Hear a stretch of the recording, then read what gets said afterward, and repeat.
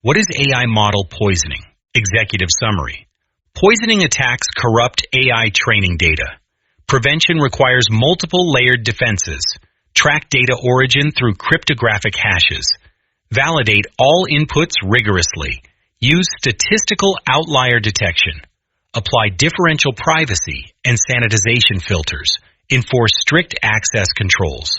Monitor model performance continuously. Train staff and conduct regular audits. Implement ensemble models and adversarial training.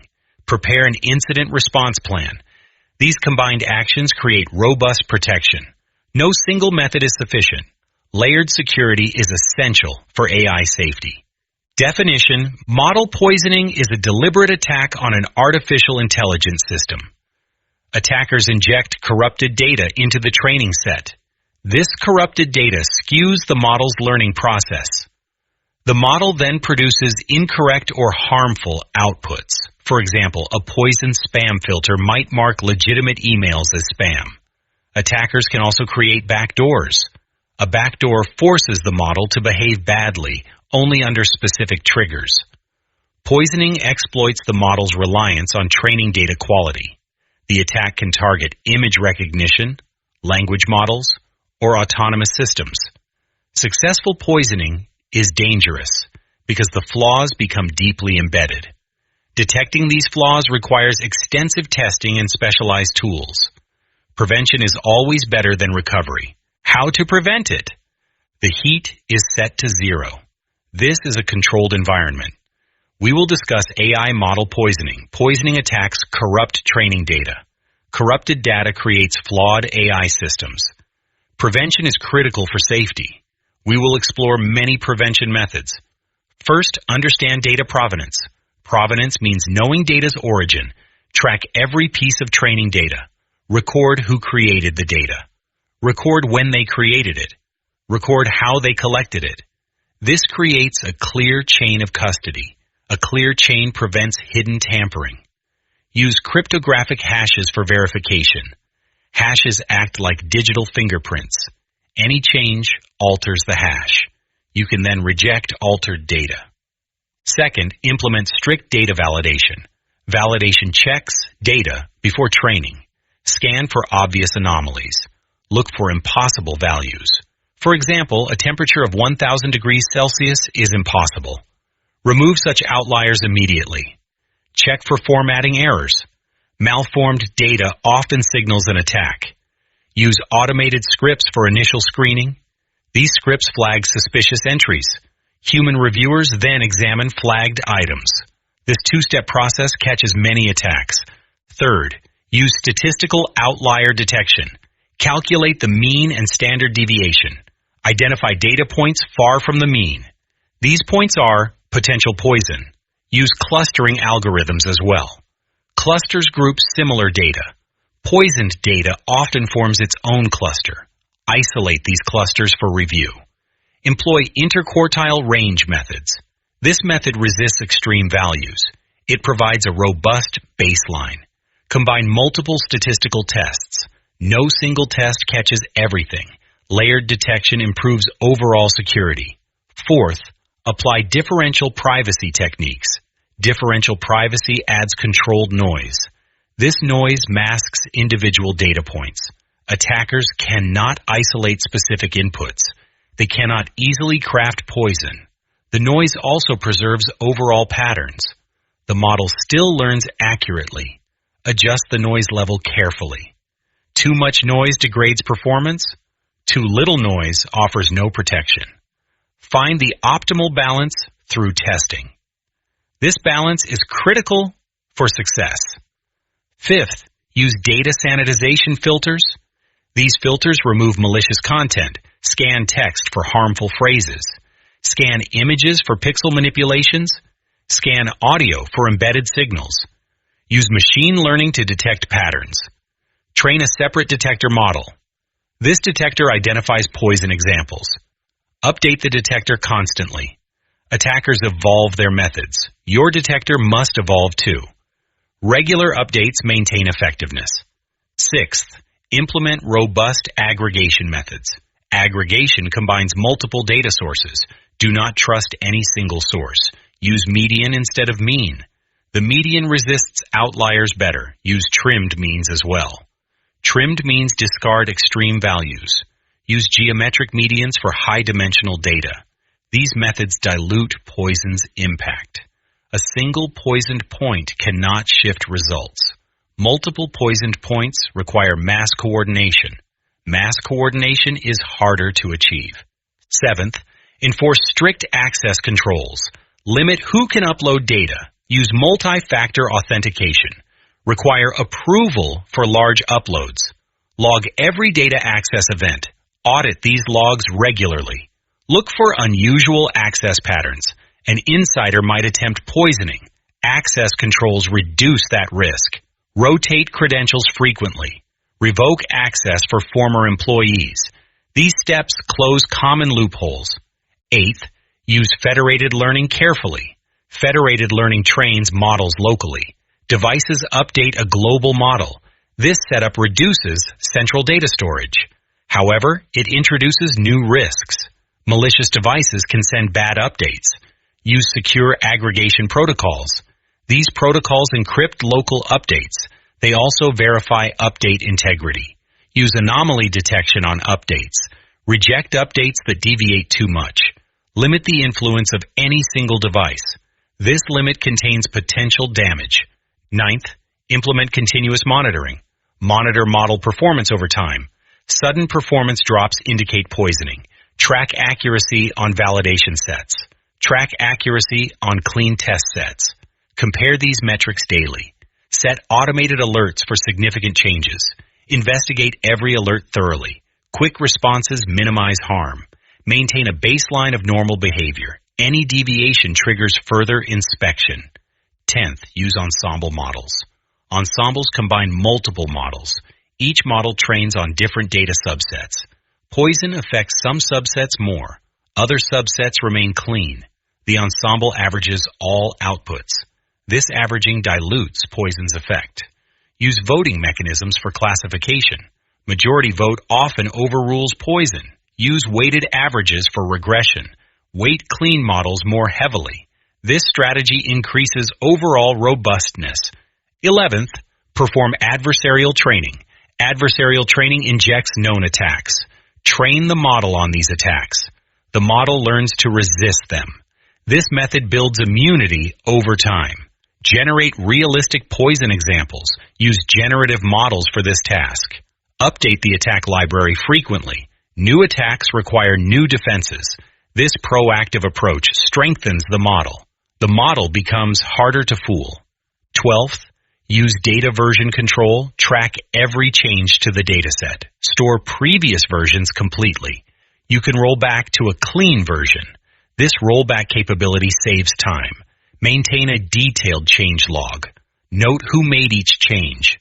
Note why they made it. Review changes in weekly meetings. This review process catches mistakes early. It also deters malicious actors. They know their actions leave traces. 13th, implement honey data. Honey data is fake but realistic. Insert it into your training set. Monitor for access to this honey data. An attacker might use it. Any use signals an intrusion. The honey data also catches poison. Attackers may try to poison it. Their poison becomes visible immediately. You can then block their source. This technique acts as a trap. It provides early warning signals. 14th, conduct regular security audits. Hire external experts for audits. They bring fresh perspectives. They test your defenses vigorously. They attempt to poison your system. Successful attempts reveal weaknesses. Fix those weaknesses promptly. Repeat audits every quarter. Security is not a one-time task. Continuous improvement is essential. Document all audit findings carefully. 15th, educate your team. Train staff on poisoning risks. Teach them to recognize suspicious data. Show them real-world attack examples. Conduct regular phishing simulations. These simulations build awareness. Encourage a culture of caution. Reward employees who spot issues. An informed team is your first defense. Human error often enables attacks. Education reduces those errors. 16th, use watermarking techniques. Watermark data with hidden markers. These markers are invisible to humans. They are detectable by algorithms. Verify markers before training. Missing markers indicate tampering. Tampered data gets rejected. Use multiple watermark types. Attackers cannot remove all types. This redundancy increases security. Watermarking also aids provenance tracking. 17th, limit data retention periods. Do not keep data forever. Old data becomes less relevant. It also accumulates risk. Delete data after a set time. Use automated deletion policies. This practice reduces attack surfaces. Attackers have less data to target. It also simplifies data management. Follow legal retention requirements. Balance security with compliance. 18th, use secure enclaves for training. Secure enclaves are protected environments. They encrypt data during processing. They also verify code integrity. Attackers cannot access enclave contents. They cannot inject poison directly.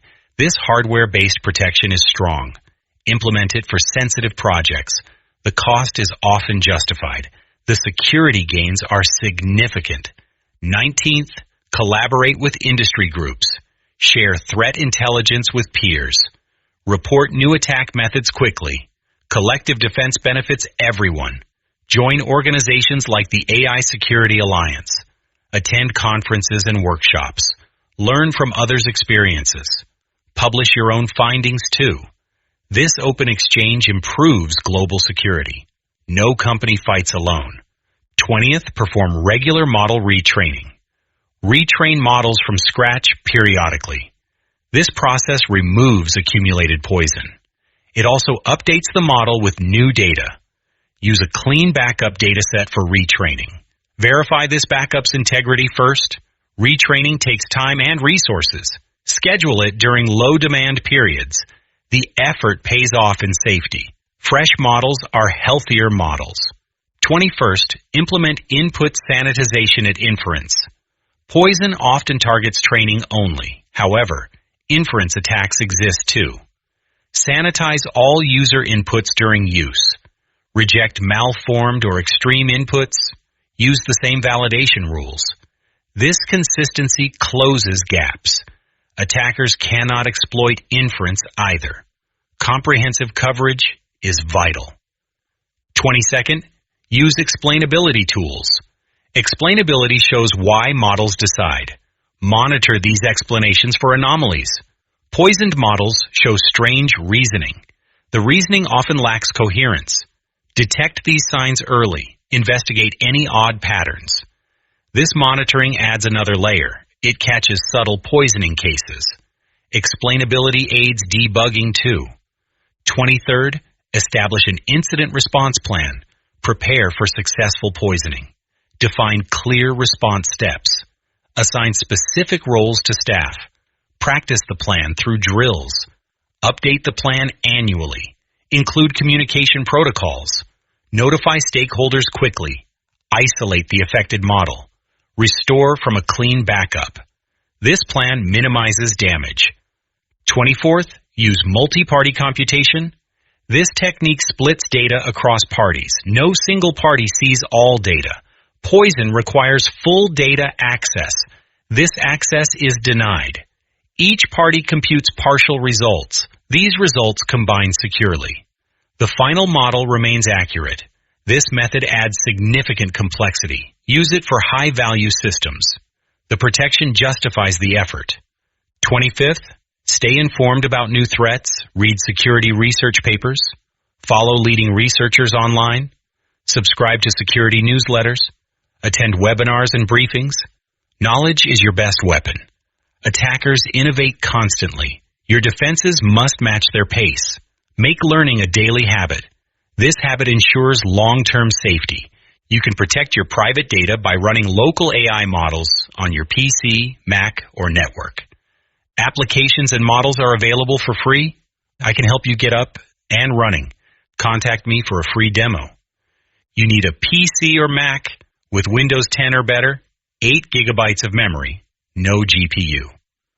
More memory is better, but you can run 3B models on 8 gigabytes. They can be impressive. There are several free tools you can use for local AI: GPT-4, ALL, LM Studio, Llama, and anything LLM. I prefer GPT-4 ALL and LM Studio. I have published more than 700 blogs on AI in the past 3 years. If you get value from these blogs, please join my Patreon as a member at the $2, $4, or $8 per month level. https://www.patreon.com/Steve Hovland. I have a new group on Facebook called Local AI by Steve Hovland.